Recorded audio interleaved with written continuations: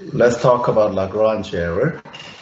Lagrange error. Let me review finding the error of this geometric series looking thingy a little bit so that you get an idea.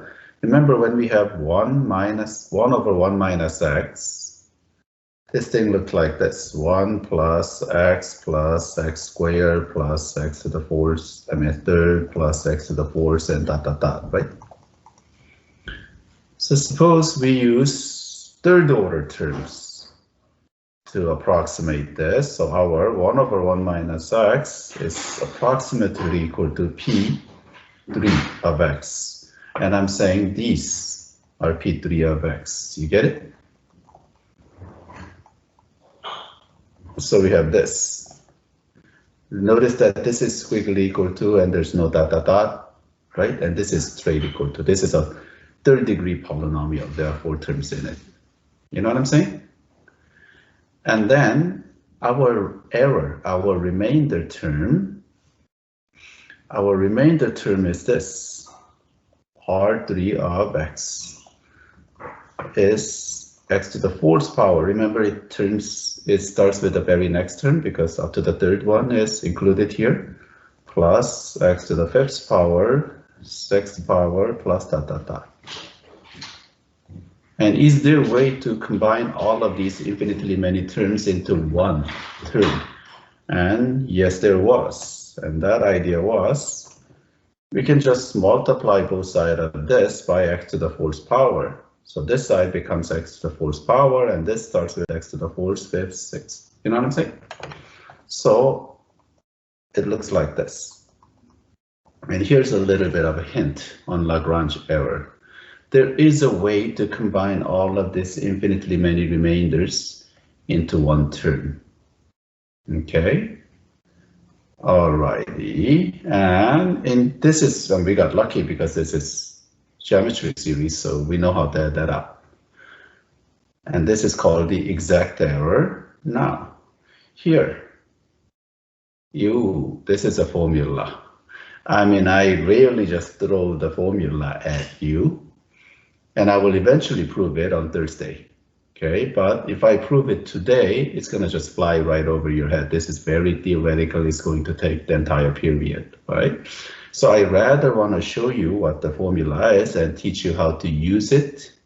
So we have a couple of days of practice on it, and I will prove it for you on Thursday, okay? So this is the Lagrange error formula. I've seen the original proof. I'm not sure if it's done by Lagrange himself, but that's pages and pages long. And I might have put it at the end of your supplement. I'm not sure. Okay, I'm not gonna do that, but there's a very clever way to prove it, much shorter way, and that's the version I'm going to present on Thursday, okay? So for now, let's learn how to use it, okay? Now, let's do this. Okay, now I'm going to delete this. My keyboard is not working. Oh, now it's working. 4th order. See, during second period, this was a bit long, so I'm gonna change it. Let's say 3rd order, 2nd order. Let's change that to 2nd order polynomial, okay? To approximate. The idea is exactly the same, but it was unusually long, so. Okay, 2nd order polynomial to estimate E. Let's do 3rd order, because this is 2, and then that could be a bit confusing, okay? And this is what it takes to do Lagrange error. So I'm going to demonstrate. So we have seen this before. Okay, so let's do it again. So here we go. Zoom in a little bit. So our f of x, of course, is e to the x, and then we are assuming there is a Taylor series for that. A is naught plus a1x plus a2x squared. One thing that I want to make sure, although this one is centered as 0, but you notice that this term right here, I used to use c here for center, because we have a's here, and then that is an a, and that's confusing, I thought. So I used the C for center, but now there's C appears here. That's not the center, okay? So we will go back to A. Although our center is 0 for this one, so it doesn't matter. But remember that C is between your center A and B, A and X. In that Cauchy's theorem, mean value theorem between A and B, yeah, it's that C. Okay, so I'm gonna need that to prove this Lagrange error. So make a note of that. So our center is now A instead of C. This is a center. This is some unknown value, and this is X values. And I'm gonna use this example to show you what X means, okay? Okay, so this is Taylor series expansion. And in order to find these things, we substitute the center, in this case 0. So this becomes 1. And this is A naught, right? So that tells you A naught is equal to 1. And then we take a derivative, so f prime of x, which is still e to the x, and the side is a1 plus 2a2 plus 3a3 x. Oh, I forgot to write x here. Sorry about that.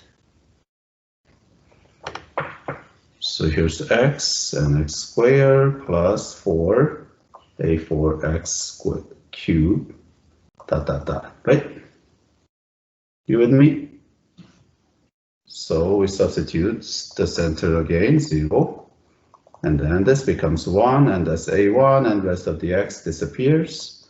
So a1 is equal to 1 again. Good. We've seen this movie before. And then f double prime of x is equal to e to the x again, and this is 2 a2 plus 3 times 2 a3x plus 4 times 3 a4x squared dot dot dot. Okay, substitute 0 again, 1, so you have 2 a2. Right, and this is really 2 factorial. We have done this many times.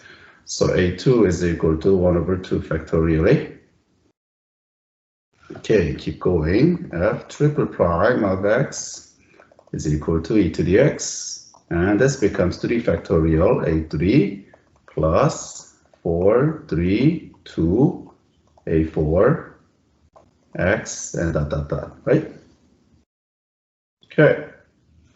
So substitute the center, so we get 1, and that's 3 factorial a3. So that tells you a3 is equal to 1 over 3 factorial. So far so good, and this is as much as we need. Now we need to do one more for Lagrange error, okay? So we're going to take fourth derivative of x, which is still e to the x, right? And I really don't care about what's left. It's 4 factorial and on and on, right?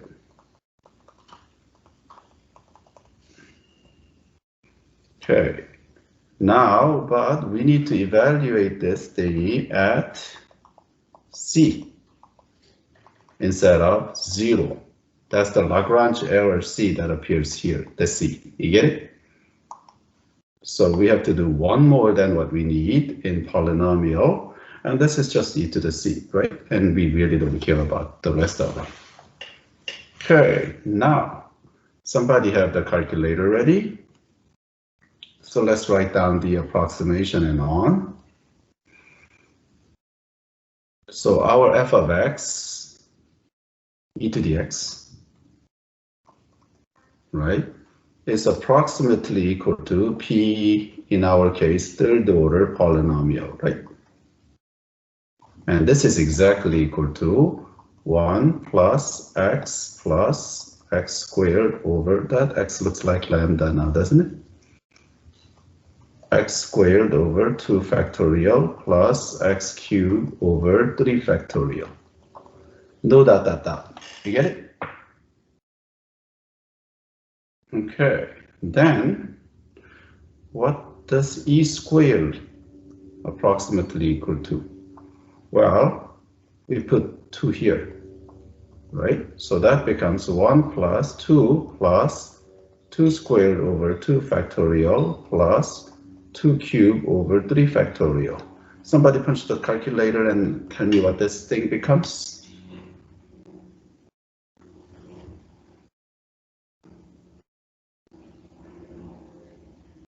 6.3. So this is 6.3 repeating? Yes. Yes. Okay. Okay. And you're saying, really? Is that what E squared is? We shall find out, shall we? Well, we have a machine that does this for us, right? So E squared, oh, I did it here, 7.38, right? So if we subtract 6 point, more than 6 digits, this is our error. You know what I'm saying? Right, I mean, it's kind of big, but we are only using third-degree polynomial here. Good? Right, so let's do an error analysis, okay? This is what they call exact error.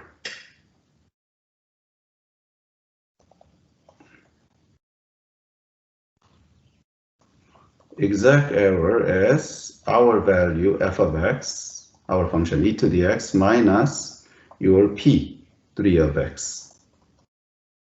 You know what I'm saying? True minus measurement in your science class thing. So what we have is e to the x, e squared, minus 6.3 repeating. And that will be squiggle equal to, I forgot, 1.055722. 1.05722. I wish I can remember stuff. 1.55722.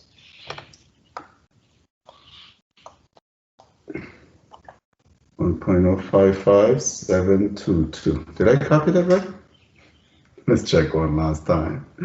I have to compare it side by side. 0.55722. Okay.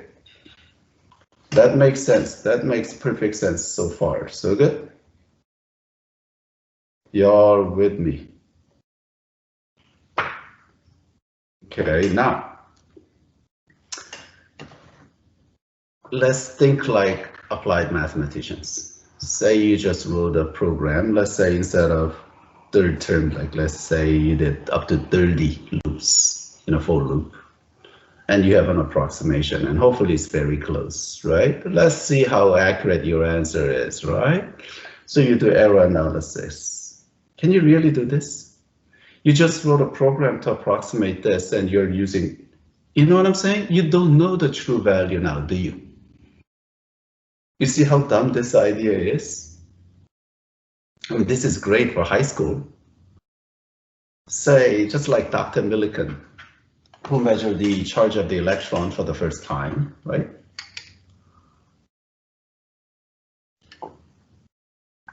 If you ever done an experiment to measure the charge of the electron, how do you do error analysis? How do you know how well you have done? You open the science textbook, inside the cover, it tells you charge of the electron. Oh yeah, see how close that is? Good, true minus measurement, right? But if you're Dr. Millikan, nobody has ever measured the charge of the electron, so you don't know what that is. You're trying to pioneer this for the first time in history. How do you do an error analysis? That's a unique problem now, isn't it? So there has to be a way to do this with some kind of confidence without knowing the true value, right? That's what Lagrange error is, okay? And in science, there's a way to do that too, okay?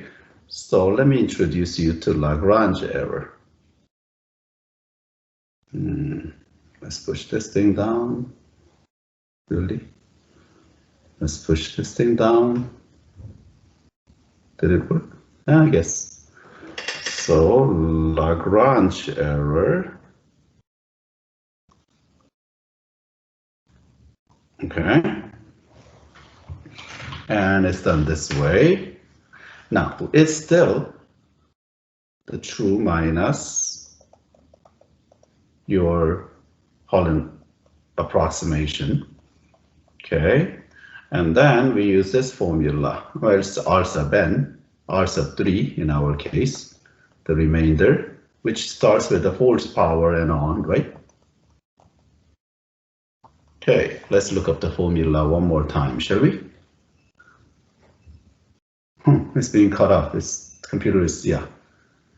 It has n plus 1 term all over the place. So if it's third order polynomial, then this thing is 4, 4, 4.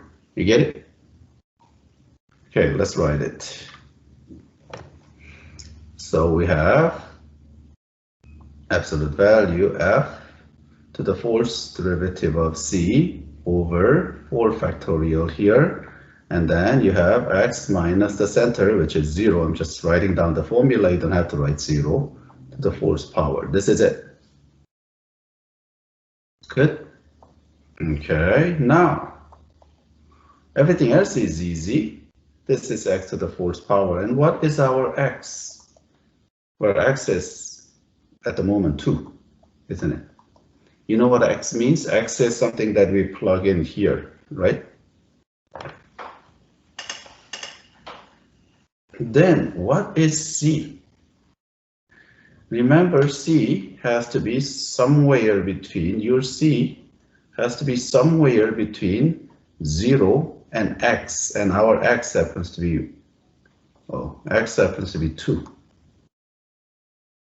My computer seems to be frozen. You get it? Now, this is e to the something. So in order to maximize our error, I want to put something that is greater. You know what I'm saying? Say yes. Say something. Yes. Okay, did you get it? Or is it a superpositional state between understanding it and not understanding it? Okay, somebody punch the calculator and tell me what that is.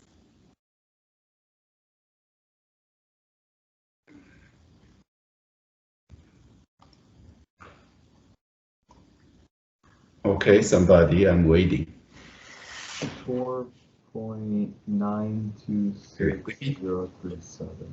Did you say 4? No, Is it 4? it can't be 4.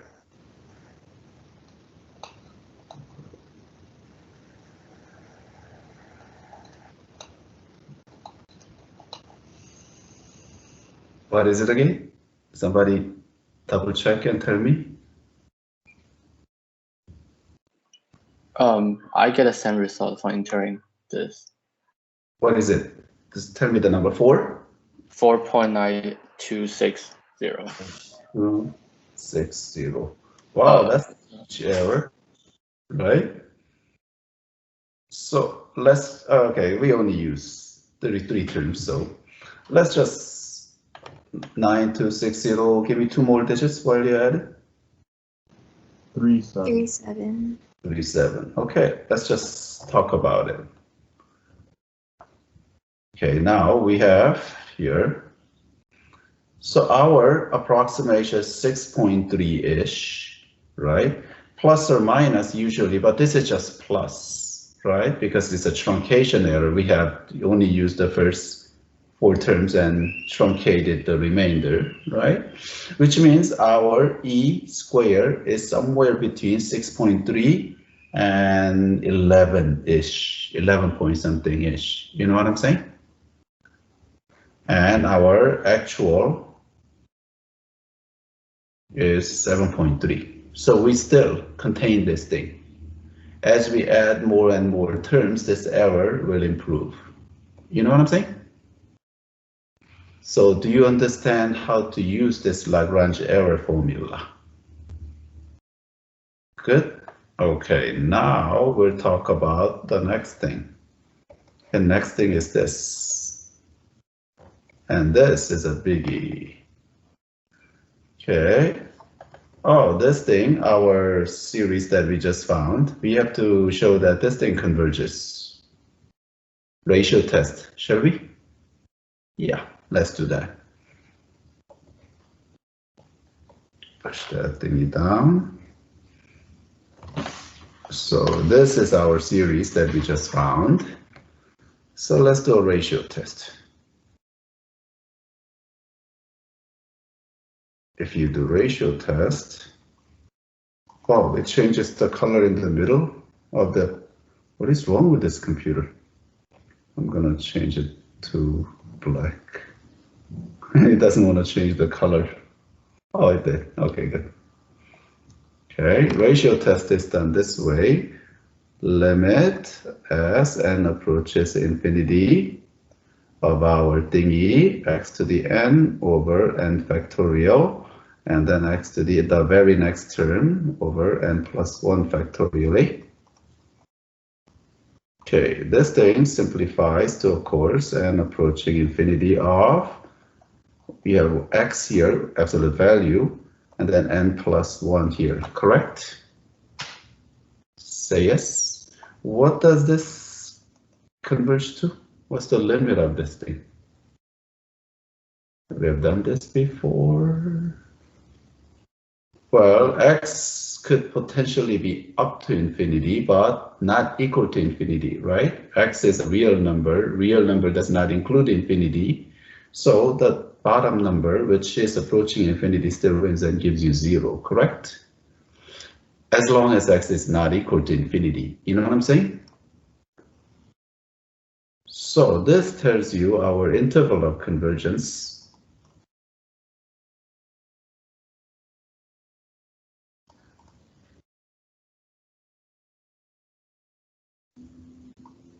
Our interval of convergence is from infinity to infinity, meaning all real, because real number does not include infinities. Get it? Infinity is not even a number. So far, so good. Oh yeah, it converges everywhere. Great. So this series is equal to our function e to the x. Is our conclusion? One would think. Right. Okay. Not so fast, but wait. Now, what can you conclude about this limit then? This limit is the sequence inside, right? The series itself is convergent. So what does that tell you the limit, that limit is?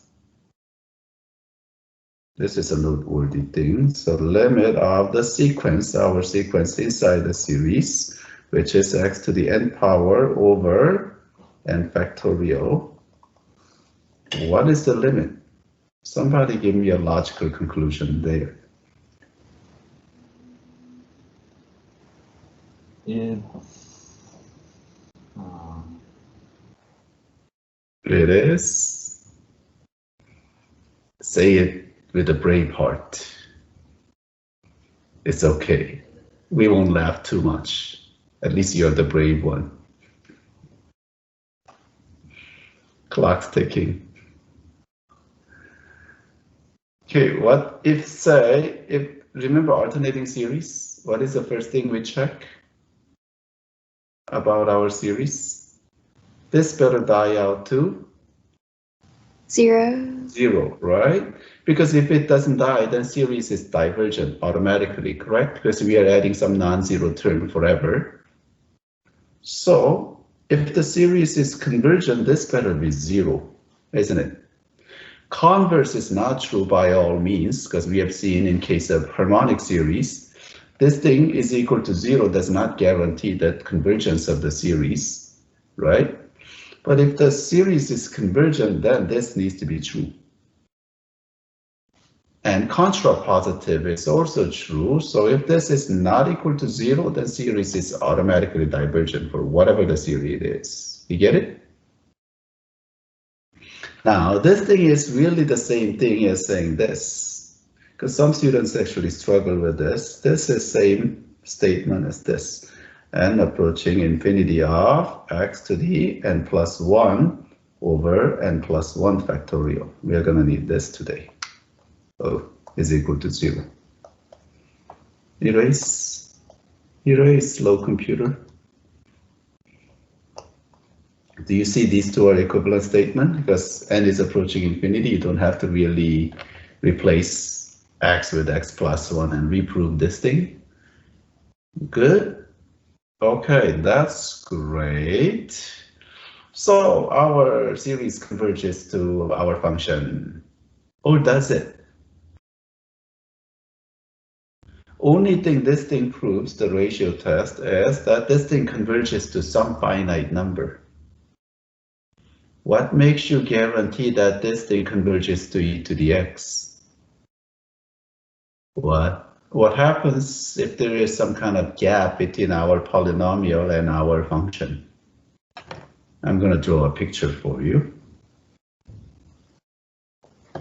Okay. If this computer works, then I'm going to draw the picture for you. Come on. Wow, this computer is really slowing down. It's in trouble.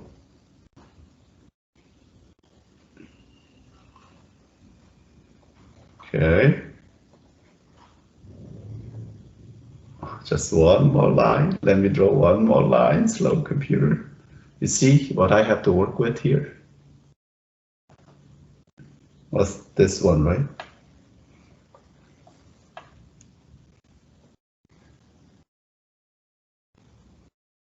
Did it work?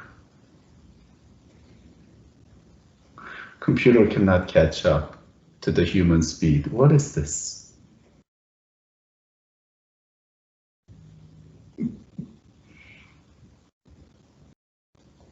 Let's try that one more time. Oh, it's going to work. Not really. Oh. Okay. Remember our function e to the x? Look like this, right? This is our, let's say, this was our, what I call f. F of x is equal to e to the x, correct?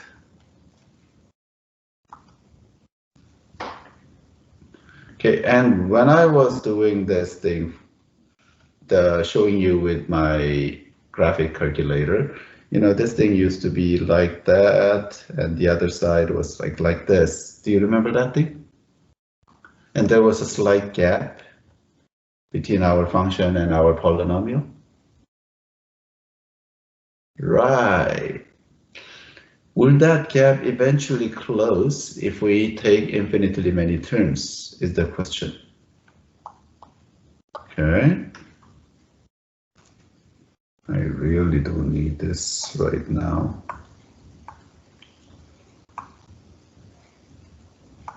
So the potential danger and worry is this. If this thing erases, then I will be able to.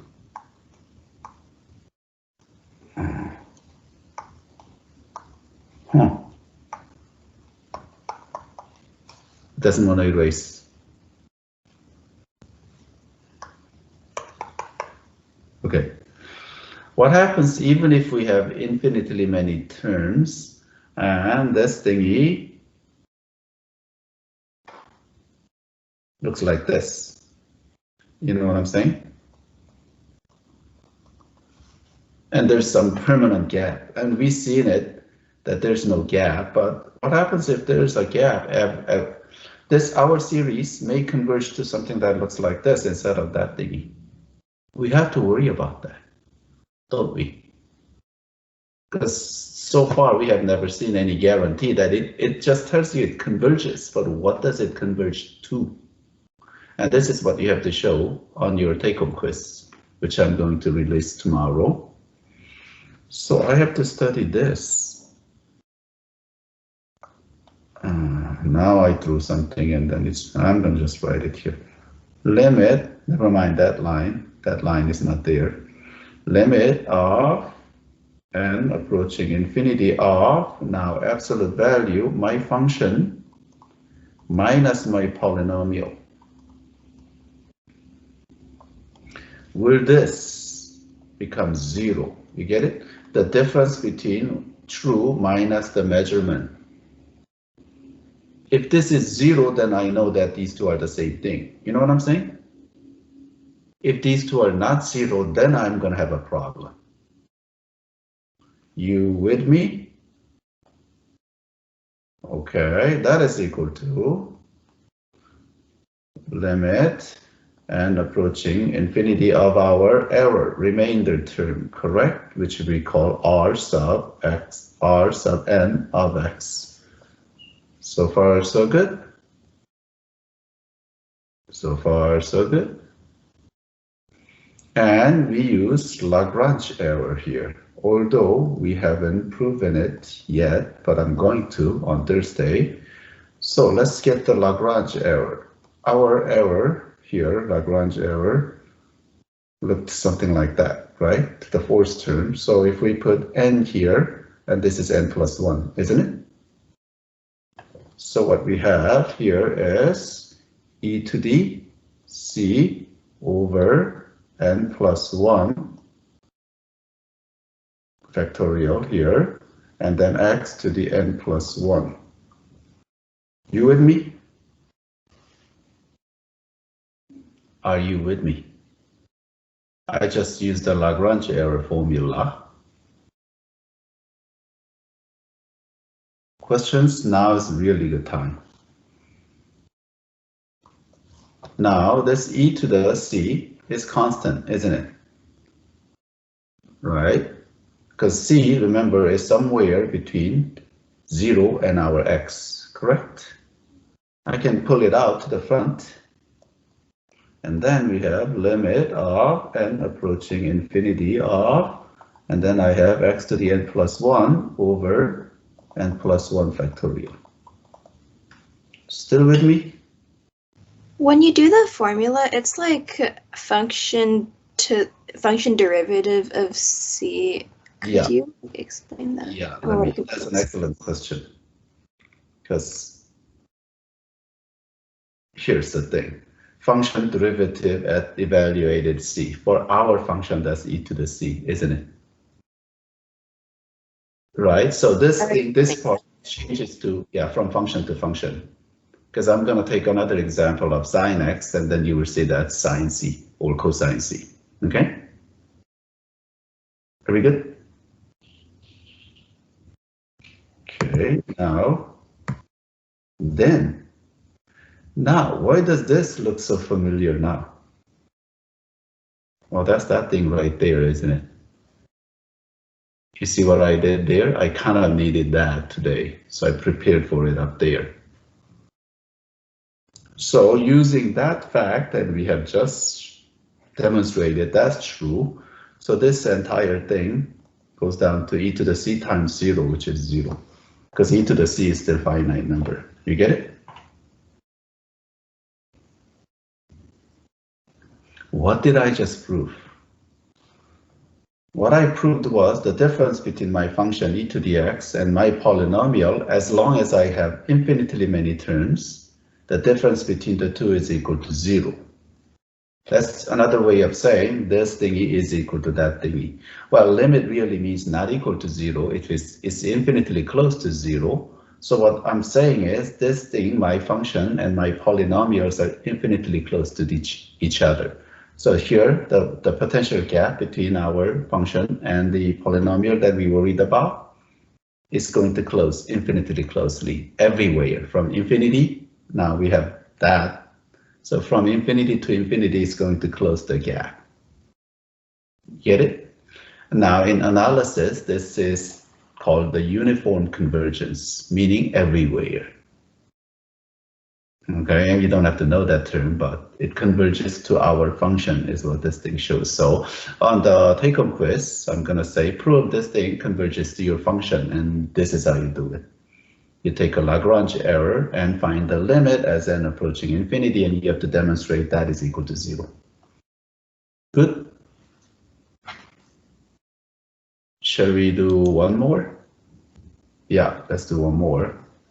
And this is third order again, coincidentally, of a sine. Okay? Okay, let's do it. So here we go again.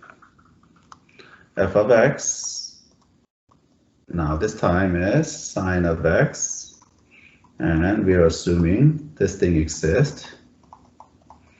And I'm gonna tell you why I make you jump through this hurdle, right, instead of using the formula, okay? So we evaluate this at still center 0. So this thing becomes 0, which is A naught. So that tells you A naught is equal to 0, correct? I'll do this part rather fast. Okay, he didn't change the color fast enough. F prime of x now is cosine of x, right? Is equal to now A1 plus 2. If the computer catches up, so don't screw up. 2 A2 2 A2x plus 3 A3x squared plus 4 A4x cubed dot dot dot. Good. So substitute 0. It's not changing the color. I'm going to change that later. So that is 1 now, right? And that is equal to A1, and rest of the terms die. So A1 is equal to 1. So far so good. We have done this before. Let me see if I can change the color now. Nope, it's not going to let me. Okay, it's okay. Move on. Now we take second derivative, which is negative sine of x. Okay, and the right-hand side becomes 2 factorial A2 plus 3 times 2 A3x plus 4 times 3 A4x squared plus dot dot dot. Correct? You with me? So f double prime of 0 is equal to 0 again. And on the right-hand side, I have 2 factorial A2. So that tells me A2 is equal to 0. So far, so good. Okay, and this is the up to third degree that we need. Okay, this becomes negative cosine of x, right? And the other side is 3 factorial A3a plus 4, 3, 2, A4x, and dot, dot, dot. So if we substitute 0, yeah, here we go, the color didn't change again. And then this is negative 1 now, right? And the other side is, now it changes the color. Wow, this computer is something now, isn't it? It becomes that. You with me? So that tells you A3 is negative 1 over, uh-oh, it's not going to erase again. I forgot, over 3 factorial.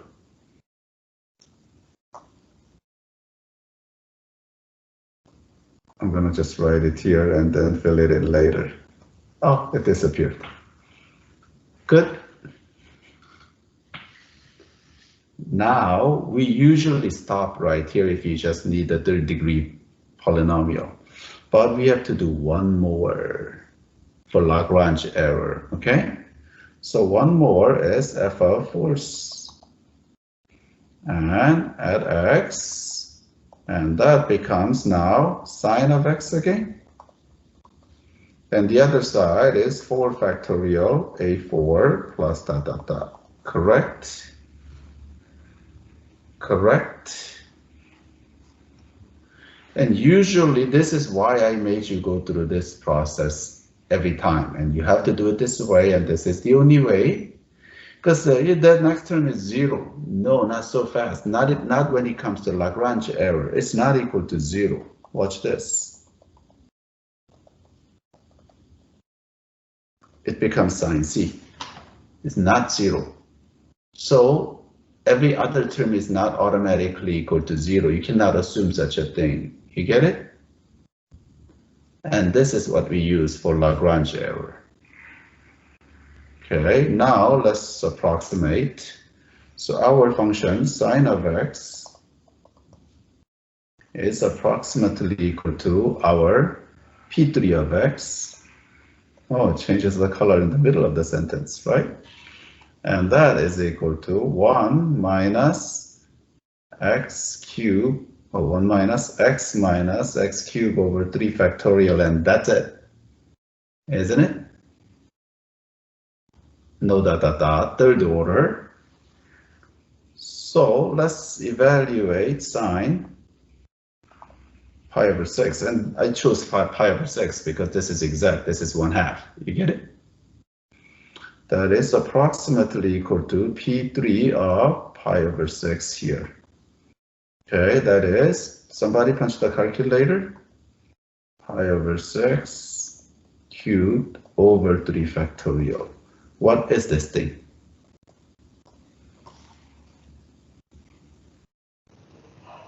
0.023925. No, you're wrong. Oh, wait, hold on. It has to be close to half. 0.4. No, it's 0.499674. My bad. 99674. Right, that is correct. You get it? That's remarkably good, isn't it? Because our true answer is 1/2. You know what I'm saying? Okay, let's find the exact error.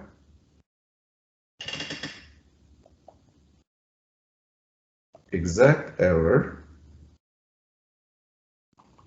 happens to be absolute value of sine of pi over 6 minus our P3 of pi over 6, isn't it? Which is 1/2 minus 0.499674. And what is that thingy? It's gotta be 0.001566. Do you guys agree? You know what I'm saying? We only used 2 terms here, and this is already really, really good, isn't it? You know what I'm saying? But that is only because we know there's true value. Let's do Lagrange error now, shall we? Oh, no, I didn't do this correctly. Somebody punch the calculator and tell me what this is. It's 0.000326. Yeah, this is Lagrange error that I copied down from my note. As soon as it erases, I'm gonna write down the correct value. Oh, this computer is really frustrating now. 0.000326, did you say? Yeah. 326. That's even better.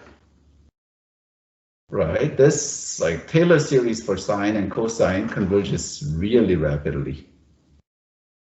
Okay, now let's do Lagrange error, okay?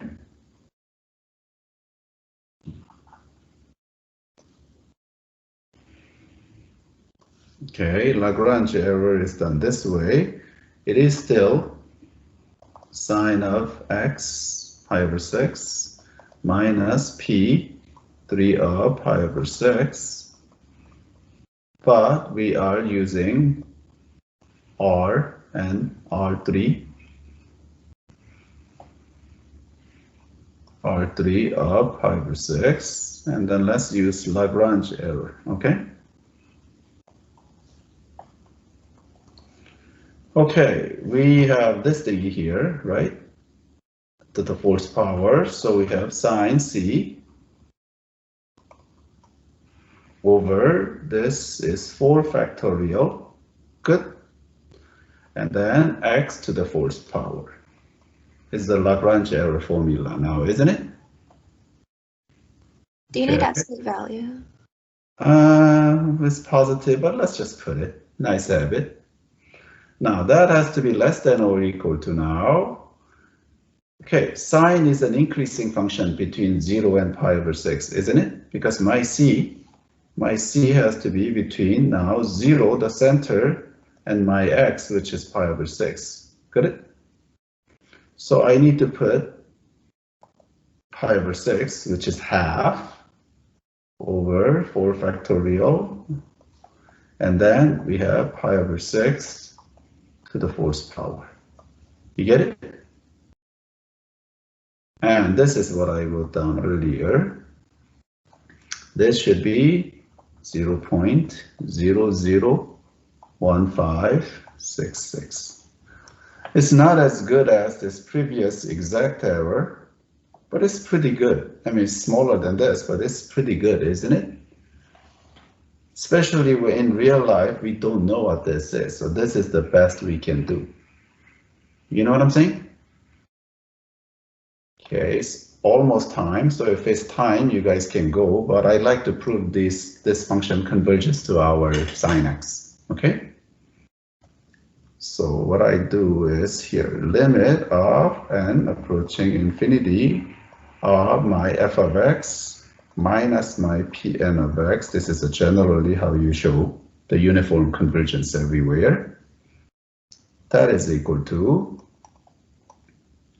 limit of n approaching infinity, and I plug in the Lagrange error formula, which is it's going to be either sine or cosine, and it flips back and forth, right? In our calculation. Sine, cosine, and it's plus or minus u, right? I'll write down one more term, r sub n of x, and that is equal to limit n approaching infinity. So here's my convention, plus or minus, either this is sine c or cosine c. Okay. And this is not exactly mathematical notation, but it's like my computer thing. And this is n plus 1 factorial. And then I have x to the n plus 1 factorial. I mean, x n plus 1 power. Good. How do we find the upper bound of this thing now? Well, that's gotta be less than or equal to limit and approaching infinity of whatever it is, sine or cosine, it's gotta be less than 1 if we are taking absolute value now, isn't it? So 1 is the biggest value. So replacing with 1, and then we just write this. And once again, here we go again, that limit is equal to 0. So let's review what I have just proved. Difference between sine of x and my polynomial, as I put infinitely many terms, difference between those two approaches 0. You get it? Any questions? Okay, theory of special relativity. Okay, you don't need to know relativity, okay? I'm just trying to demonstrate the power of Taylor series and how Taylor series is used in real life, okay? This is a true real life example now. Finally, you have learned enough math to see a real life example for the first time. Okay, y'all heard about this. E is equal to mc squared, right? This is the energy, right? However, you also heard about the time dilation, length contraction, and mass increases by some factor. Yeah. So let's put that m naught, that's called the rest mass, when you're not moving near speed of light, before you get heavier, okay? And then after you're moving or near speed of light, that m is greater than this n. Well, how much greater, right? Well, by that much. Okay, and you're gonna have to trust me on this one. This is according to Einstein.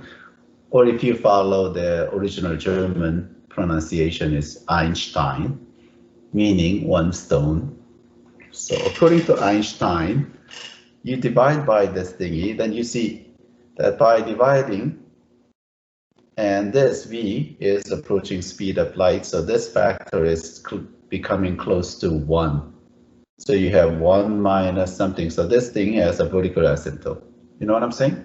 At v is equal to c. Do you see that? This is why it's one of the many reasons that it's impossible to achieve speed of light.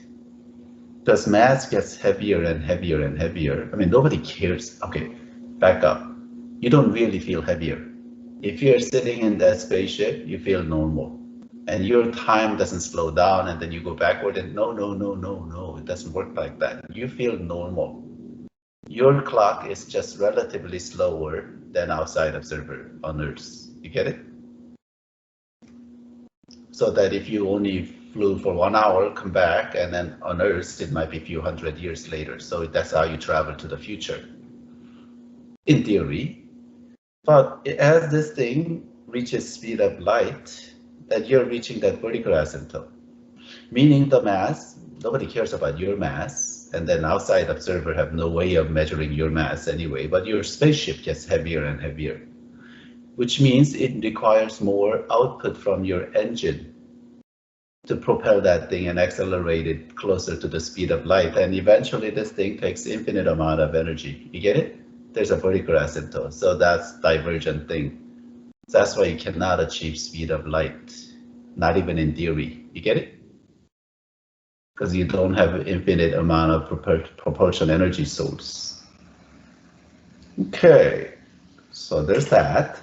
But how much does it get heavier? Well, that much, right? So the difference between these two, right, which is right here, must be the kinetic energy. You know what I'm saying? This is energy before, and this is energy after. So the difference is that what's we call kinetic energy. You store the energy in motion. So far with me? Okay. However, according to Newton, he says this is your kinetic energy. Whoa, what is this? Chemistry? Wait, at a slower speed, kinetic energy is 1/2 mv squared. At a faster speed, kinetic energy is that thingy. Wait, then you have to define what fast speed is. No. Physics is known for its consistency. We cannot have two different formulas, right? Well, was Newton wrong then?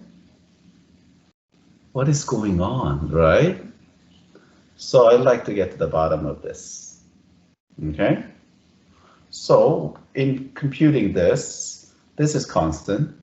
So C is constant, and M is equal to this, right? So this is the only function that I need to worry about, that I'm taking multiplied by M0, which is called the rest mass. Okay, the mass that when you're stationary, before you get heavier. Okay, so let's do that. So I would like to let gamma, in relativity, that thing is called gamma of V. I'm going to zoom in a little bit, to be our function 1/1 minus V squared over C squared to the -1/2 power, right? 1/√ square root of that thingy. Okay, and I'm going to do Taylor series expansion of this thing. Good. Okay, so now I'm gonna copy and paste this thing onto the next line. Let's see if it, okay, that worked beautifully. So assuming there's a Taylor series, because they always exist, so this will be A0 plus A1, and then instead of x, V plus A2 V squared plus ... Good. Okay, so we are, since our center is 0, on your take-home exam that I'm releasing this afternoon, it's not centered at 0, so be very careful. Okay.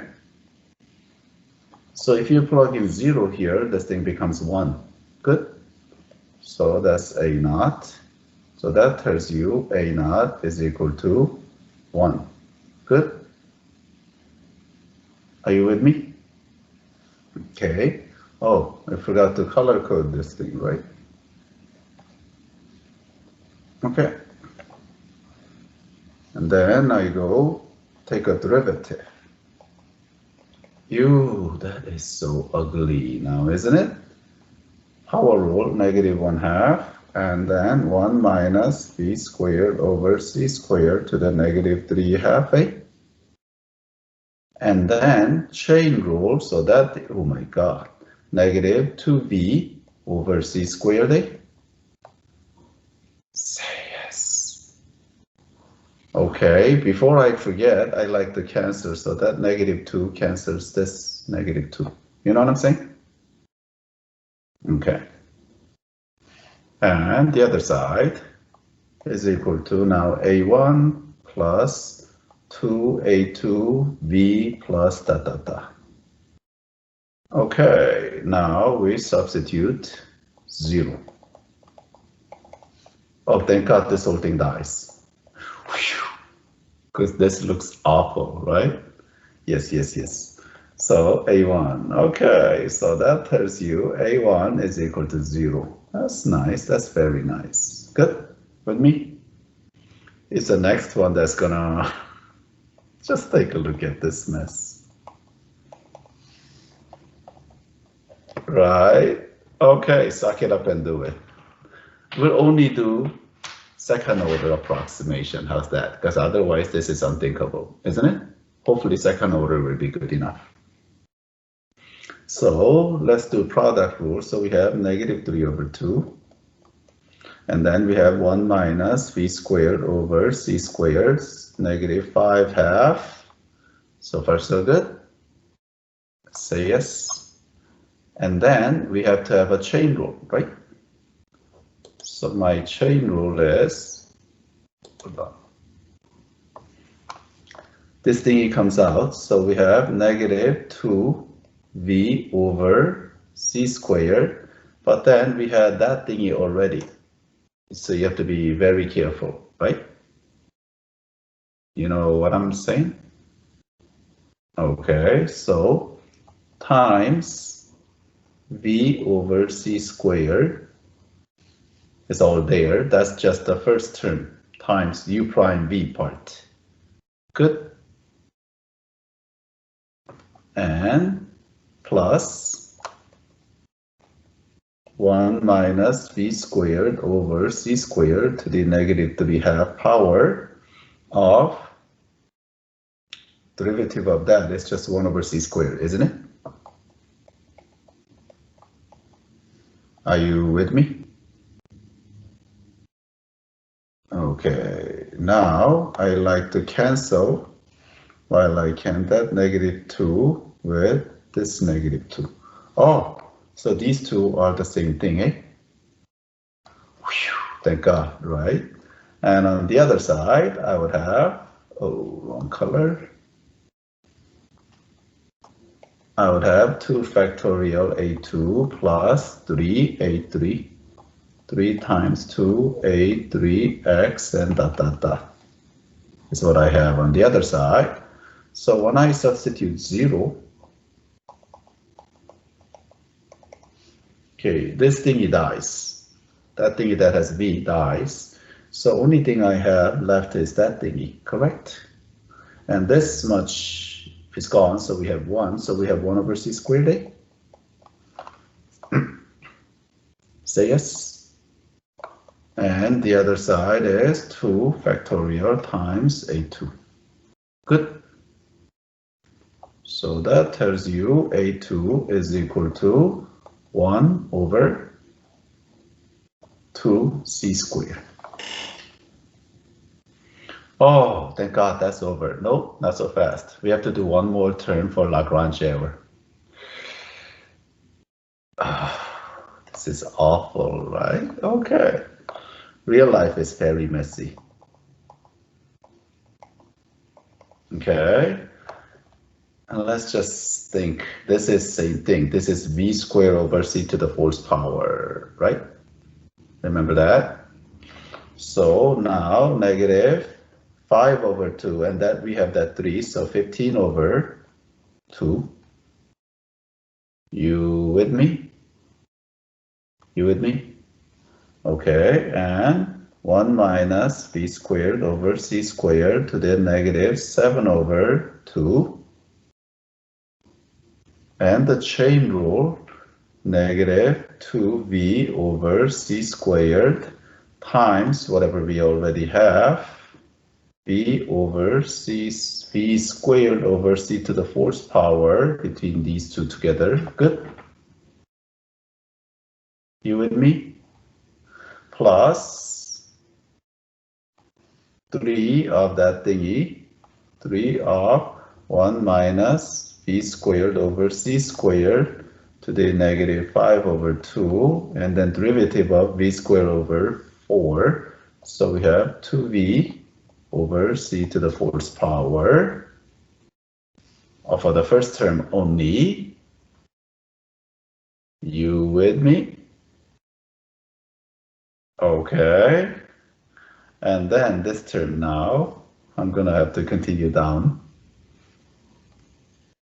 So minus 3 over 2, that thingy, of 1 minus v squared over c squared to the negative 5 over 2.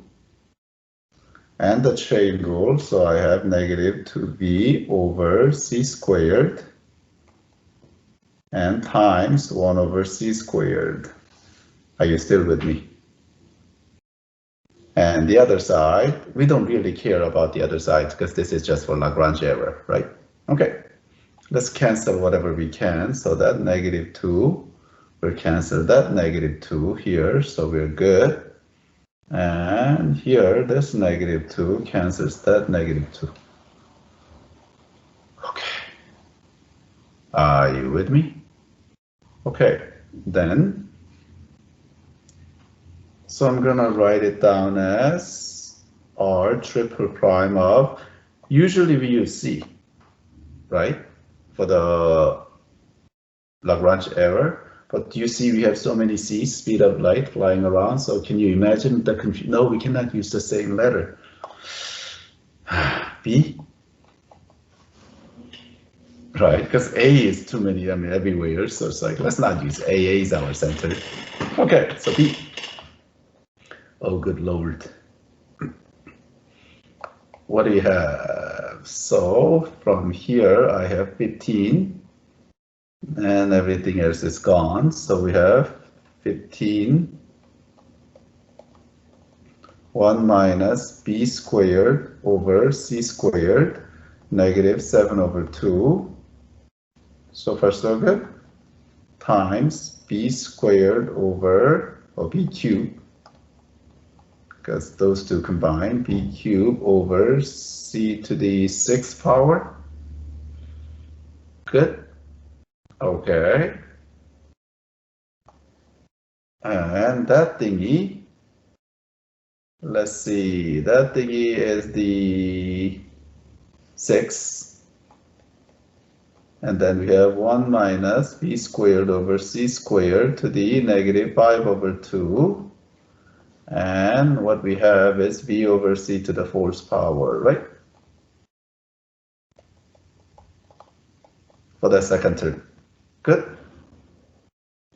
Are you with me?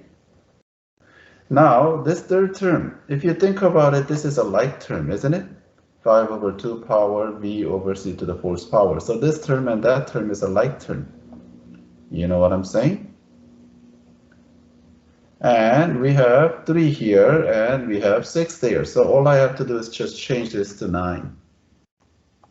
Do you see that? So that is my Lagrange error thingy, okay? Alrighty. First of all, shall we find out the polynomial to approximate? Kara. Isn't it supposed to be B instead of You're breaking up. Speak one more time. isn't it supposed to be B instead of V on the the 9? Oh, yeah. Nice catch. This is, we substituted B instead of V. Right? Good. How many minutes do I have left in this class? 1? Only Okay. one. So when it's time, you can quietly go. I like to finish this off. So Lagrange error. Lagrange error is this, right? Oh, not X. I just not put. Okay. This thing is all of this, right? Divide by. Oh, copy and thank God for computers, right? I can do copy and paste.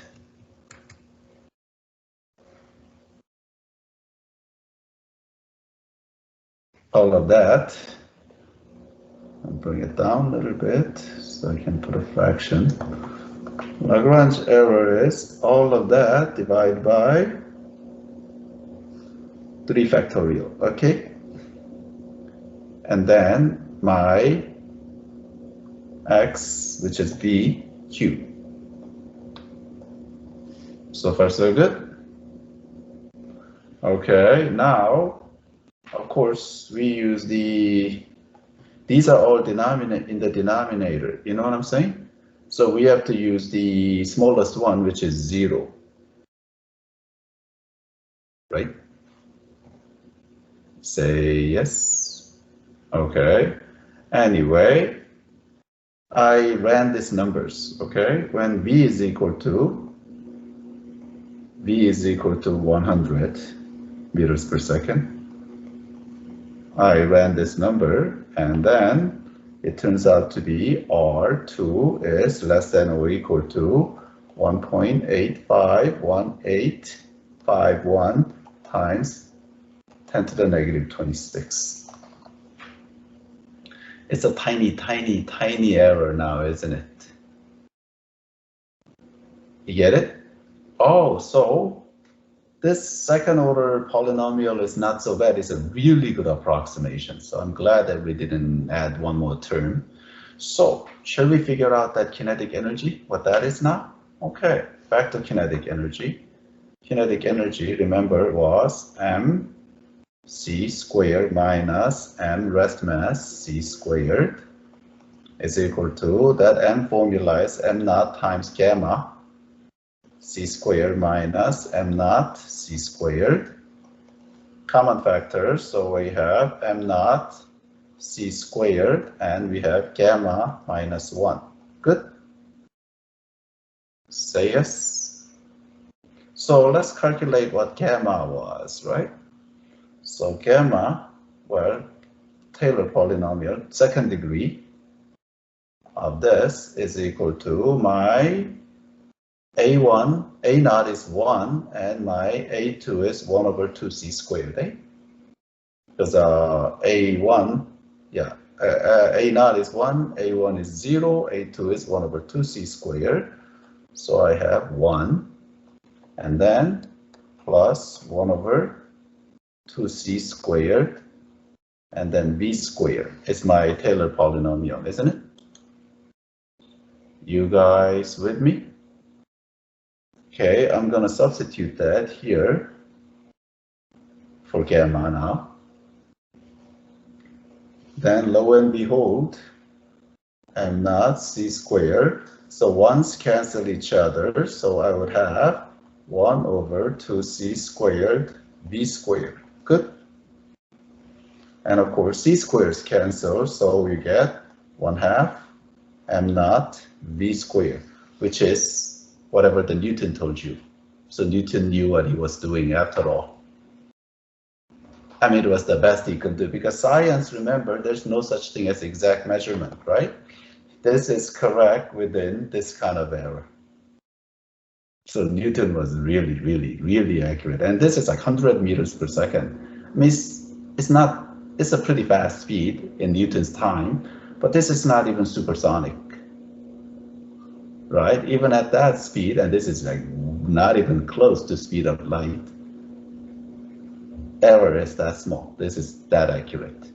So physics is still consistent after all. Question? Somebody had a... Yes. Yes. Yeah. Yes, sorry. Wait, so can you explain, like, for what do you plug in? I know for V you plug in 100, then what do you plug in for B? On the R2. I think we should put, oh, which way is it? Either is 0 or is 100, but oh, we have this. I think we should plug in 100 because of that numerator. Oh, yeah. Wait, so B is 100? Wait. B needs to be 100. It's been years since I calculated this because we want to make this thing big to minimize the whatever's in the denominator and that as well, right? So like it's kind of like the thing that B is between 0 and 100. B is and then you choose the biggest one to since our B is to maximize the error. So I choose 100 to do this. How about that? It's part of the Lagrange error, the one you're talking about, where you choose like the range of the x and you choose a bigger one. Okay. Whichever makes. Wait, is it? Biggest. Oh, so there's some. Okay, if B is on the denominator, you would choose the left bound. But in this case, I didn't because I have 1 minus that thing, so I want to minimize this whole thing in the denominator. Oh, true. Okay, so you're trying to minimize B square over C square. Yeah. Okay, and 100 will be okay. Yeah. Wait, so is that saying Einstein? Oh, sorry. Yeah. Okay. So is that saying Einstein's method was better than Newton's, or they're talking about the same thing? Einstein is better by that much. Okay, but I thought you just derive half mv squared from the Einstein's, isn't it? Or so this half mv squared is equivalent to this Einstein's kinetic energy within that much error. Newton didn't really do it this way. He derived it some other way, but I'm trying to prove a point that Newton's formula and Einstein's formula are almost identical. It's like they're not. They're not identical because you use gamma there, so it's tech. Oh, okay. That remains because gamma show an error in there.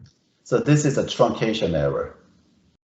Yeah, of the gamma function, right? But if you reach like good 20%, we did a calculation in third period. If you reach like 20% of speed of light, then this is off by like 2%. So that error grows significantly, 2%. So you feel 2%. Oh, okay. And then if you reach like 50% of speed of light, then you're really, really heavier now. You feel that difference. Because this is like asymptotic behavior. There is a vertical asymptote in this function gamma. Okay, so basically Newton didn't calculate the change of the weight or the mass. Newton came up with this theory different ways. I forget how he did it, but his kinetic energy is not same. But Einstein basically improved upon it. That's how you want to look at it. Oh, okay. Okay, and that goes in here. Oh, that's where the error come from. Okay, yeah, okay. Because I thought you put an equal sign, that means aren't they identical? But they are identical only if gamma equals to 1, right? Or okay, so I should put this as approximately equal to. Actually, that's a good point, right? Like that. Oh, okay. Since we're assuming R is 1 plus 1 over 2c squared v squared, or not assuming, but like that's our calculation, right? Yeah, this is our. Is that why we can? Yeah, this is second order approximation. Okay, so that's our approximation, and we plug it in. Okay, yeah, that makes more sense. How close our approximation is, which is really, I mean, no measurement method existing today will measure any velocity within this error. So this is like perfect. Yeah. Right. And also, sorry. Yeah. Use a third degree Lagrange error. Is it because the thing is second degree? Yeah. Lagrange error always is the very next term. There's always that n+1 from the formula, right? Yeah, and then what is the second degree used? Is it the MC square or the Newton's one? No, second, I just use the second degree polynomial of this. Oh, okay. And if you do that, then you end up getting this. So this is a second order approximation of this formula. Oh, okay, that makes sense. And things are like that. Yeah. You rarely go over beyond second order because the size of the error is so tiny. So you don't, if you continue this, your next one actually will turn out to be 0. So then you have to go to the fourth order, and that's expensive compared to the amount of accuracy that you're trying to achieve here. So most people just truncate it as second degree and say that's your error. And that error is fantastic in this case. Yeah. For something with a little bigger error, people truncate it after second order a lot. Okay, and use the original function, right? And not over. Oh, and I thought you used the one on top. No, this one. Yeah, I used it here. Yeah. So that's m. Sorry, what is it's really that thing. So this is complex function, and then everything else is constant. It's just that thing. So I just did a Taylor series expansion on this part. Okay. So on the test, are we gonna get something this complicated? I don't expect you to be able to pull this off, but I wanted to give you a real life example for once. And this is and there's gonna be. You know what I'm saying? Yeah. Okay. Okay. And then one little thing is, do you remember linear approximation in chapter 4? Was it? Linear approximation is just up to here in Taylor series, the first order. Right, and this is second order approximation. If you want more accuracy, then you actually add more and more terms. You get it? But quadratic in general is really, really good. Error gets like significantly smaller after. Number 11, your textbook wants you to use a graphic calculator to graph this thing to figure out, right? No, that's dumb. So I'm not going to do it this way. This is an exact error. Instead, I'm going to use Lagrange error. Okay, of course, Lagrange error is a lot bigger, so it requires more terms. But if you're a programmer writing a program to estimate ln 1 plus x, then you cannot really use that itself to do your error analysis now, can you? Right? So this is more like high school error. Realistically, we'll use Lagrange error. Okay, so let's go. So f of x is equal to ln 1 plus x. Okay. Now we'll write down the Taylor series expansion. So this is equal to a naught plus a1x plus a2x squared. I'm going to zoom in a little bit. Plus a3x cubed plus dot dot dot. Good. So first we plug in. We are centering at 0, so we plug in the center. On your take-home test, the center is not 0. Okay, be careful. Then this thing becomes 1 over 1 plus x, which I'm going to write it like this. 1 plus, oh, what am I doing? I'm not taking a derivative. Plug in 0, so ln 1 is 0, okay? And that is a naught. So that tells you that a naught is equal to 0. So first one dies. With me? Okay, then next we take a derivative, a prime of x, and this is what I was going to write, 1 plus x to the negative 1 power a, 1 over 1 plus x. And the other side becomes a1 plus 2a2 x plus 3a3 x squared plus dot dot dot. Good. Now substitute 0 again. So this thing now becomes 1a. And then that's a1 and everything else died. So that tells you a1 is equal to 1. Good. I mean, we are very familiar with this process, and this is the only way I'm going to accept it on the test. Otherwise, it's negative 10. then f double prime of x. Now this becomes negative, and then 1 plus x, negative 2, 8. And on the other side, we have 2 factorial here, a2 plus 3 times 2, x, I'm going to write one more term, 4 times 3, x squared, and dot, dot, dot. Good. So when I plug in f double prime at 0, this is negative 1 now, and that will be 2 factorial a2. So that tells you a2 is equal to negative 1 over 2 factorial a. So yes. Okay.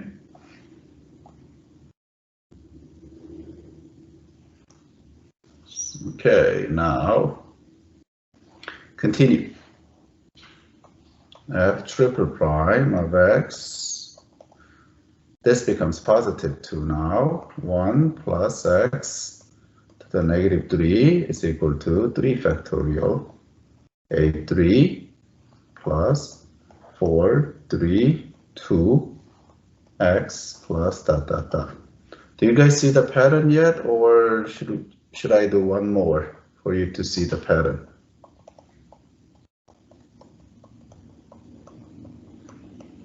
I need some kind of an answer.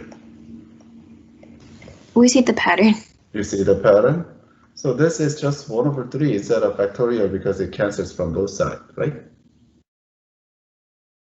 Okay, I'll just take one more derivative, and then those of you who didn't see the pattern yet, it'll be very clear because we have factorial developing on both sides, right? If I take fourth derivative of x, and then that, so it's negative 3 factorial on this side, isn't it? And this becomes negative 4. And this side is 4 factorial. The next will be positive here, right? Positive 4 factorial, and this will be 5 factorial on the other side. You know what I'm saying? So what we see is this. I'm just going to write down n derivative. So f to the nth derivative of x will be, let's just try to figure out the sign. When it was even number, this was negative. So it looks like we need negative 1 to n minus 1 or n plus 1, some one of those, right, to get the sign correct. And then I'm going to need n minus 1 factorial on the left-hand side. Then 1 plus x to the negative n power a. So that matches this. Good. And on the right-hand side, I need n factorial an, and then dot, dot, dot is what we are going to see, correct? So with this, we can build a couple of things. One of them is the an. So here, an will be this. Just divide, right? An will be, so factorials cancel. So you will have negative 1 to the n minus 1 power over n is your an now, isn't it?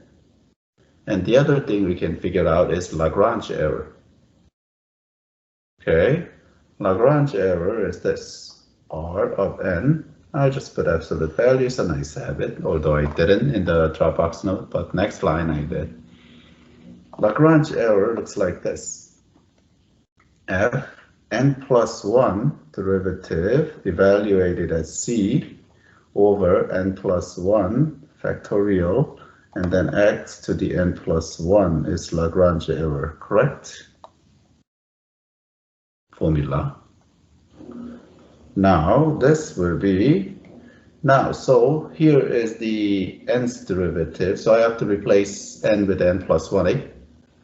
So what I have is negative 1 to the nth power n factorial. So far with me? So far with me? Over n plus 1 factorial here, good? because this becomes n plus 1. Now we'll have x to the nth power, n plus 1 power, that's from the formula, and then this thingy, right? I need the n plus 1 here as well. I'm going to put it in the denominator, 1 plus x to the n plus 1 power. So far so good. Except instead of x, I'm putting c for Lagrange error, correct? So I'm going to replace this x with c. Are you with me? Are you with me? Are you not with me? You need to tell me. Okay, now where is the c? C lies somewhere between 0, your center, and x, right? Remember your x is between -1/2 and +1/2, correct? This is given by your problem. That tells you your c should be between 0 and either way. So we have to say c also lies between. Are you with me? And we have to plug in whichever makes this entire fraction the biggest. Good? Say yes. Yes. Okay, so this is less than or equal to now. We'll ditch the negative sign because of the absolute value. So we'll we'll simplify factorial. So we have n plus 1 here, okay? And then 1 here. Now your x, should we just choose 1/2? -1/2, doesn't matter, absolute value. So x is 1/2, right? Say yes. And then which c matters? Which of the two should we choose for c? We want to make the fraction biggest. Negative. -1/2 makes the denominator smaller now, doesn't it? So we have to choose this one for c, right? X could be either one, it doesn't matter. So we put -1/2, and this becomes 1/2. And n plus 1. You know what I'm saying? And they cancel. So we have 1 over n plus 1 as our upper bound for our Lagrange error. Are you with me? Now then, whoa. So we have to figure out what is the n value, right? So r of n from the problem needs to be less than 1 over 1,000, right? So we substitute our Lagrange error. So this becomes 1 over n plus 1 should be less than 1 over 1,000. And that tells you n should be greater than 999. You get it? Good. And while we are at it, our polynomial that is required is 999 order.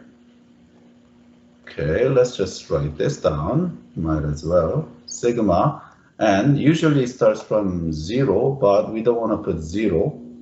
That's number 1. Our first term was 0, so we don't have to put it. But more importantly, our an looks like this. You don't want to put 0. You know what I'm saying? So, and starting from 1 to 999 of -1 to the n minus 1 over n. Good. That n could be more prettier center, and then x to the nth power. How about that? That's our polynomial that you put in your program and run it in a for loop up to 999. Questions? Okay, let's go to the next problem. I think it's much of the same kind of problem, except we are dealing with cosine now, isn't it? Okay, and using Lagrange multiplier again. How many minutes do I have left in the class? I think You have 10 minutes. 10 minutes. Oh, you might have to pick one. Do you want 12 or do you want 21? You will decide as a class. I don't think I can do both. And decide quickly. 12. 12, okay, 12 it is. Okay, so we're doing exactly the same thing. F of x is equal to now our cosine x, right? Cosine x is equal to, we are still centering at 0.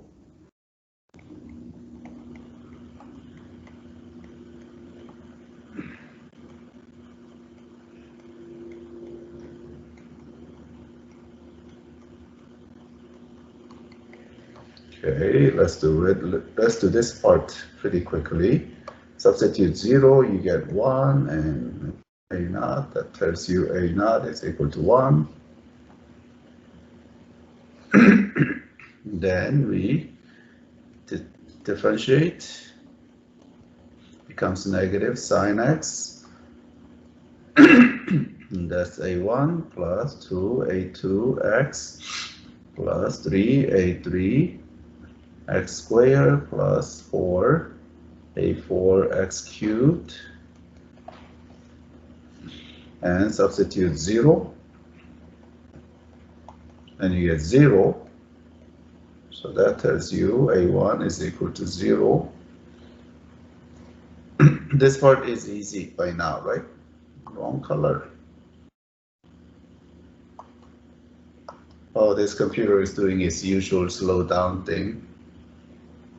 F double prime of x is equal to negative cosine of x, and that gives you 2 factorial here, a2 plus 3 times 2, not factorial yet, a3x plus 4 times 3, a4x squared, and dot dot dot. So substitute 0 again. Now it's negative 1, and that's 2 factorial, a2. So that a2 is equal to negative 1 over 2 factorial a. Do you see the pattern, or should we do a couple more turns? I guess a couple more turns does not hurt. Triple prime of x. And this thingy, it becomes now back to sine of x, and the other side is 3 factorial a3 plus 4, 3, 2, a4x, and dot dot dot. And substituting at 0 becomes 0 again. Good. So that tells you a3 is equal to 0. So all the odd terms will become 0. All of the even terms survive, correct? Correct. However, so let's just do the Lagrange term, n plus 1. Because we have done this thing before many times. Say, what is n plus 1? Derivative of this thing. We don't know whether it's cosine or sine. We don't even know this is positive or negative. So here's, I invented this term. This is not really mathematical notation, right? Cosine x or sine x. It's gotta be one of the two. You know what I'm saying? And the other side becomes n plus 1 factorial and then a n plus 1. This is what we will end up with.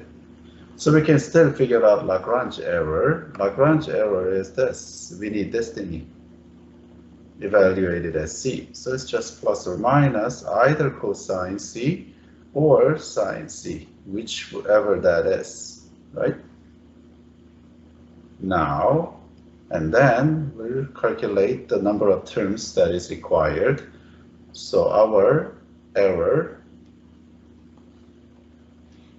is equal to absolute value plus or minus either cosine or sine, right, that thingy, over n plus 1 factorial here, and then x to the n plus 1. You know what I'm saying? Now, what do we replace this cosine or sine? We don't know where it is, so we have to choose just one, because they are bounded by 1. You get it? Cosine and sine fluctuates between 1 and -1, and we take absolute value. So we just have x to the n plus 1 power over n plus 1 factorial. You know what I'm saying? Okay, what does the problem say? What are we, x is between -pi and +pi. So you see x is between -pi and +pi. Okay, so we just put one of the two where pi, because the is absolute value, right? So this is at worst one color. Pi n plus 1 over n plus 1 factorial. It's the maximum size of our error. Good.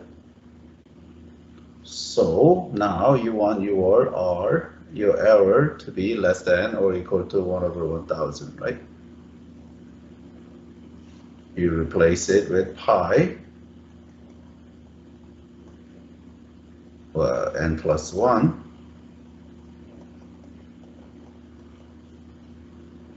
less than 1 over 1000.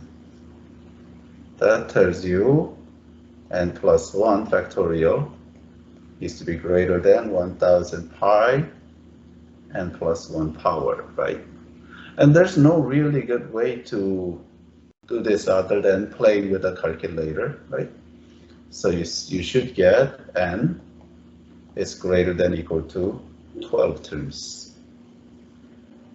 You get it? So your polynomial then should look like this. 12 of x. And then, by the way, this 12 is misleading because every other term is 0. So let's be very careful with sigma notation, or we don't put it in sigma notation. 1 minus x squared over 2 factorial plus x to the 4th power over 4 factorial, and dot dot dot, and then we end up with x to the 12th power over 12 factorial, and that's it. Okay, do you want to put this in sigma notation or not? Your choice. Whatever it is, decide quickly. Can you put it in sigma? Yeah, okay, see, let's do sigma notation. See, sigma is for convenience that it's no longer 12, right? Because what we have to write is like this. I'm going to leave that open. X to the 2n over 2n factorial is the only way we can write it, because we don't have any way of making every other term 0 now, right? Then this upper limit needs to be 6. Do you follow? You see why this 6 is not same as that 12? So this is very tricky business. You have to be careful when it comes to, that's why don't get obsessed over sigma. Sigma is at the end. Once you figure everything else out, then you just, for the convenience, you write it like that. Okay. Of course, if you're writing a program, this is kind of more convenient one. So you have to be really, really careful what your Lagrange error is. Because the thing about the Lagrange error is every other term does not die because we're evaluating at, say, C instead of our center. So that's the whole point of this. You get it? Let's talk about number 17. What I did in the Dropbox note is I do not want to differentiate this over and over. That chain rule, product rule is going to kill me, and there's no way I'm going to see that pattern, right? So do you remember this identity? This is equal to 1 minus cosine 2x over 2. Right?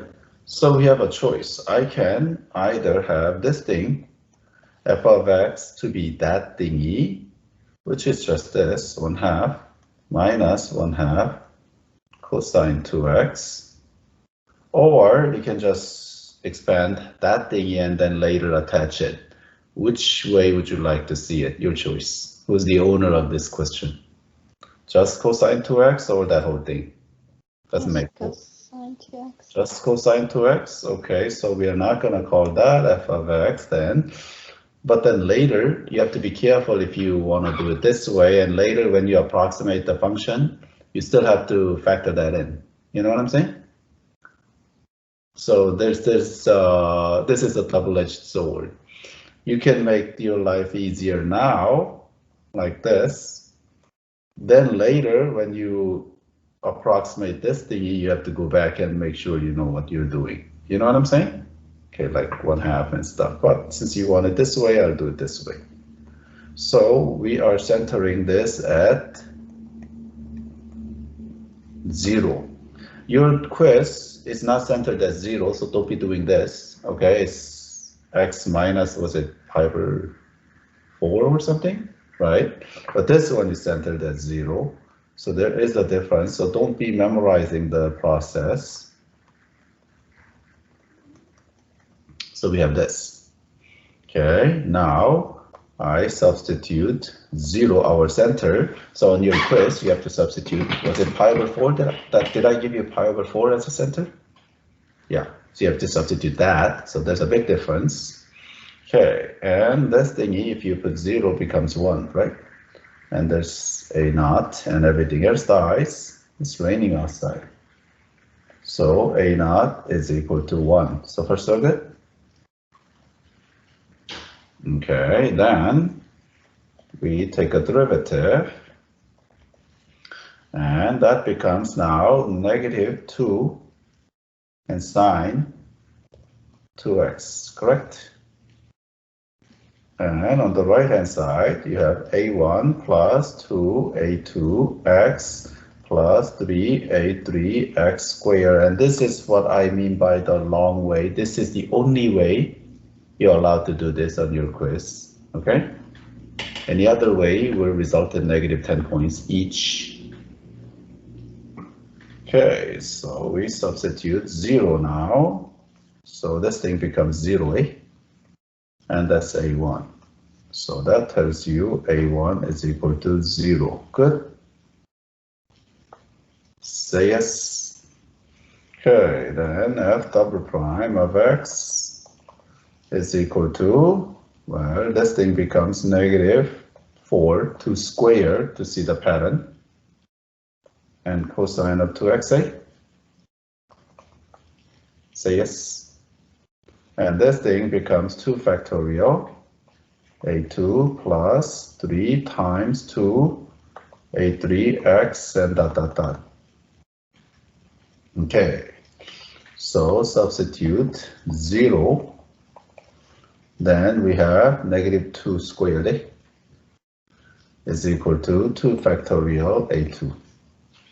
So that tells you a2 is equal to negative 2 squared over 2 factorial. Are we seeing a pattern, or you want me to do one more?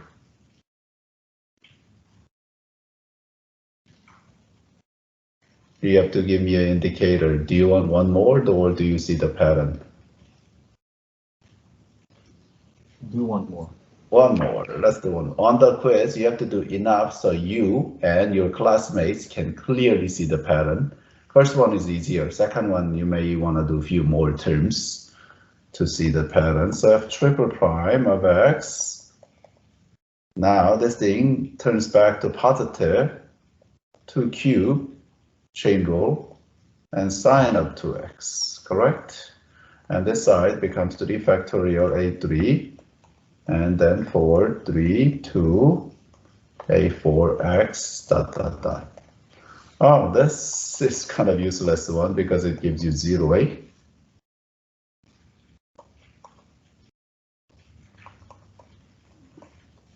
So that tells you a3 is equal to 0. So it looks like every odd term will be 0 and every even term will give you something. You know what I'm saying?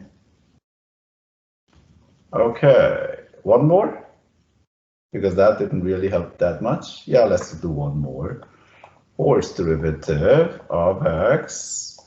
Now you have 2 to the 4th power, and this thing goes back to cosine of 2x. Do you see the cycle now? And this side is 4 factorial a4 plus dot dot dot.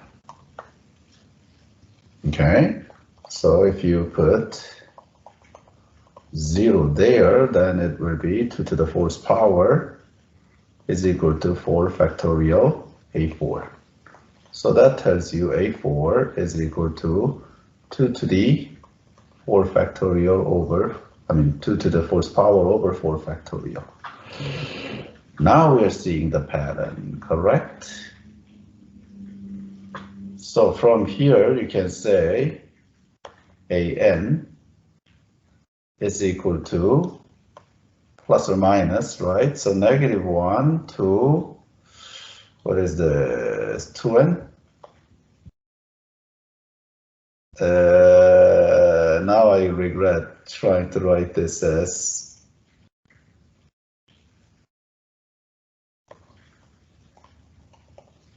if n is odd, even, right? When you write a computer program, you have to rewrite this into sigma notation, so you have to have this thing go up by even numbers only, because it's difficult to just have every other term be 0. You know what I'm saying? Or you can actually adjust the for loop to go up 2 at a time, but whatever. That's dangerous. Okay. Now, but more importantly, what we need is this. Nth term, right? F nth derivative of x. And now you see this is plus or minus, whichever it is, right? And then 2 to the nth power, as you can see. Now this turns out to be either sine or cosine, isn't it? So I decided to just put this, sine 2x or cosine 2x. So there are like 4 different possible combinations, either plus, minus, and sine 2x, cosine 2x.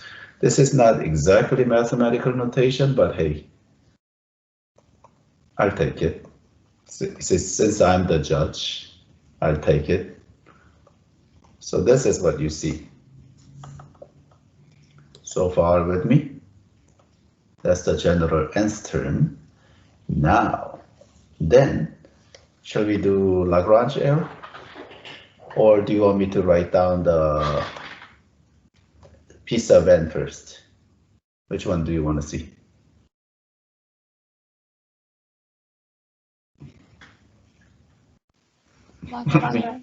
Lagrange error first. Okay. Yeah, it's not that hard to pick one, right?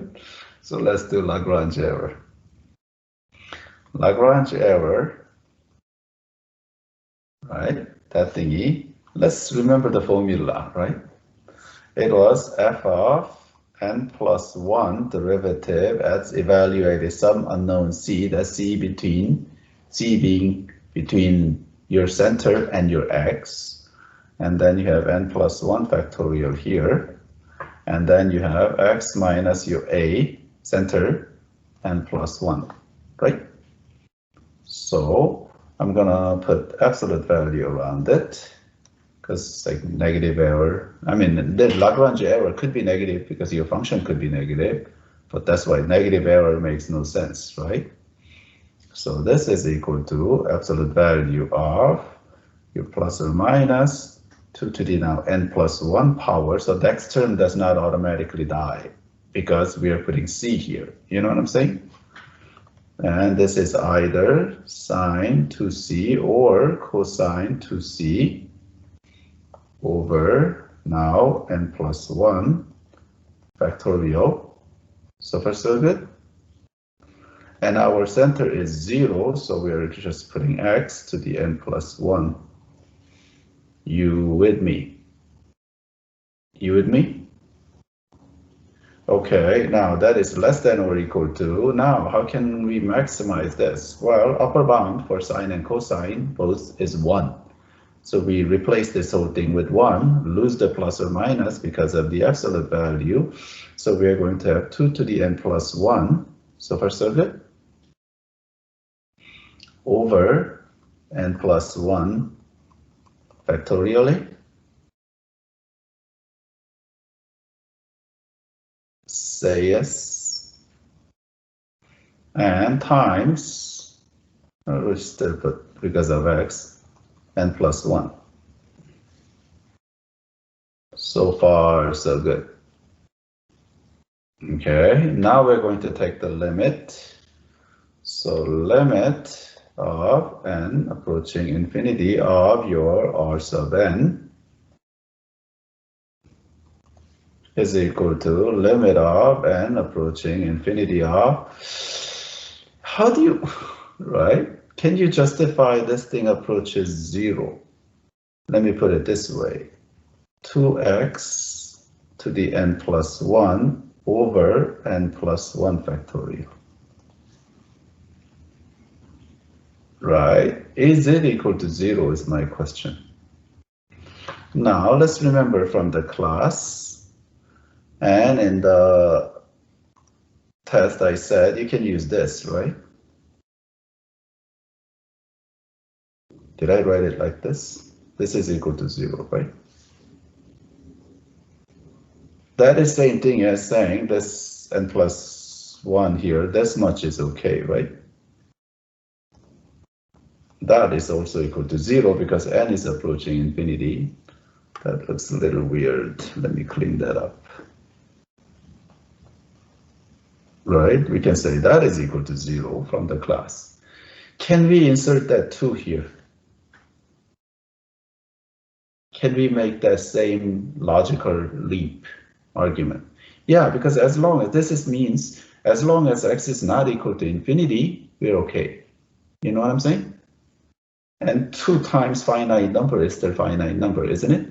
As long as x is not infinity, this thing still holds, it's still true. So this is indeed equal to 0. Right? So that means now let me try to explain what's going on here. I'm gonna leave that here, but just generally in theory, this is it. F of x is equal to Pn of x plus Rn of x, isn't it? Do you know what this means, or you want me to write it out?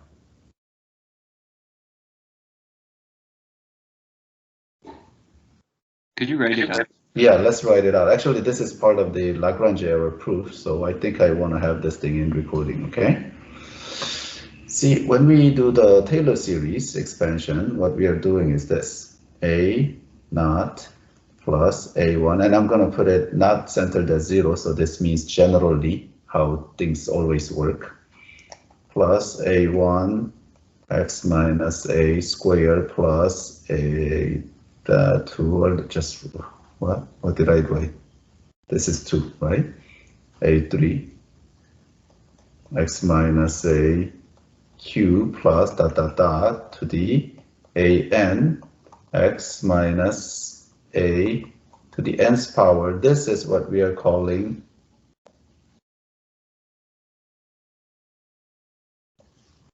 Pn. Correct?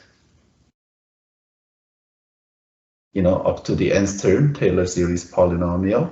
And then it has a remainder plus a n plus 1 x minus a. A is the center. We used to use c, but now we have to use, right? And dot dot dot. So this is what we mean by r sub n of x. That's why r sub n starts with a n plus 1 term. You know what I'm saying? So do you see this statement is true? In Taylor series representation, f of x is that polynomial, nth degree polynomial plus whatever's left. You know what I'm saying? So if this thing approaches 0, as n approaches 0, then do you see that then f of x is equal to our polynomial? Do you see that logic? Right, we want this thing to become 0. You get it? If you throw in enough n, if you have infinitely many. And this is another way of saying, of course, is now f of x minus p of n, p sub n, is equal to Rn. You know what I'm saying? You bring it over, that's why this thing becomes the error. Now you take a limit and approaching infinity of, right? This is a common tactic in mathematics. And that is same as the limit of n approaching infinity of your r sub n of x. Good? And up here, we found that to be 0. Let's just review this statement. If whenever you want to prove that something is equal to something else in math, you always find the difference of the two, and then try to show that difference is equal to 0. That means this thing is equal to that thingy. You get it? You get it? So that's why this statement proves that whatever your theory converges to your function. Get it? And this is kind of what you need. I'm taking your test for you, and I'm recording it too. What am I doing? So therefore, your series, what do you want to say? Series converges to your function is the argument. Do you follow the logic why I say such a thing? Okay, I mean, this is one of the best questions you have ever asked. Now, then, shall we find out what that series is, right? Okay, your f of x, in our case, is 1 minus, what did we have? It's been a while. 1, 0, oh yeah, just every other even term, right? This computer is acting weird. So we have 2 squared over 2 factorial x squared. This time is centered, and only even terms survive, right? 4 factorial x to the 4th power minus 2 to the 6th over 6 factorial x to the 6th, and dot dot dot, right? So, but remember, we are not really finding this. We are finding sine squared of x, right? Which was 1/2 of 1 minus cosine 2x, wasn't it? And that f of x is this term. You get it? You get it? Okay, so this is, if you substitute that thingy here, then ones will cancel, so we have 1/2. Oh, I see I made a mistake in Dropbox note. And then this turns into positive 2 over 2 factorial minus 2 to the 4th power, 2 square, 2 to the 4th power over 4 factorial, and then plus 2 to the 6th power over 6 factorial. You notice that I dropped x. I need x. This is the x to the 4th power, and dot dot dot, correct? So now we can put this in series notation. So this is equal to I'll just put 1/2 out here. You can build it in, whatever. Sigma, and starting from, shall we start from 1? Because you don't want to put 0 in the denominator. Actually, it's okay. 0 factorial is still 0. Your choice. You want to start from even or odd? 0 or 1? Actually, let's do 0. Okay. So what we have to put here is 2n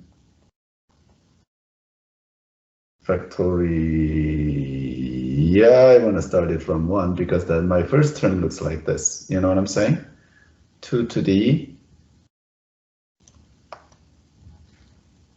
I changed my mind. This thing I want to start from. So if I just put factorial here, then when n is equal to 1, I start with a 2 factorial and then 4 factorial. So don't get hung up on sigma notation and don't be writing program with this because it's going to overflow. And on the numerator, I need the alternating sign. Okay. I want to start first term with a positive term, so I have to write this. Good. Say yes. Okay, and then I need 2 to the, exactly same thing as this thingy, right? I need 2 square to the 4 and 6, so 2n. 8. Okay, and then I need x to the 2n. This is my sigma notation. Now, on your Dropbox note, you see that this is 2n minus 1, right? That is because of this 2. I canceled it. You know what I'm saying? So if you want to, I mean, you don't have to. This is just as good. But if you want to, you can rewrite it as, and this thing is 2 to the 2n minus 1 over 2n. Yeah, I did not make mistake in Dropbox because I canceled that thing. Then x to the 2n is your series sigma notation for this series. How about that? Any questions? Jeremy? Yeah, when you did the a sub n thing a little up on the page, does it matter if our a sub n thing doesn't include the terms that are equal to 0? What is the a sub n thing? Where you had like the general formula for a. General formula for a. On the right in blue. This thing, right? Yeah. Yeah, So, this thing, number one, it's not same thing as what's in sigma, right? I just noticed the pattern here, but maybe I should delete this, right? But yeah, you continue with your question. Okay, so you know how like a1 is 0 and a3 is 0? Mm-hmm. So for our general formula, is it okay if our general formula never actually produces a 0? This is dangerous. I just only wrote, okay, let me do this. A7 is equal to this if n is even and 0 if n is odd. You know what I'm saying? I mean, yeah. Technically, mathematically, you have to write it like this. Okay. But this is not sigma notation. You cannot write sigma with this thing. This is just there for me to see the pattern. Okay. Right? So maybe I was kind of hesitant to write this whole thing from the beginning, because this is misleading. You want me to delete it? Or make it a permanent note? This is dangerous stuff. So it's not a thing that we have to write? No. Just for a specific pattern? Or? Yeah. It's just for general pattern. I'm getting rid of it because it's dangerous. I mean, there's some students will understand that as like something, you know what I'm saying? It was just for myself, my internal thought. Okay, so let's not make it a part of the record. Okay, Edward, did you have a question or did I answer it already? It was about that, but you deleted it, so it's okay. Yeah. Okay, so let's just not even have it. Okay, so don't write it on the quiz. Let's just, this is safer. Any other question? Because now if you think about it, number 18, right, cosine 2x, it's the same thing. It's just that this part that becomes slightly different. You know what I'm saying? Because we can recycle cosine 2x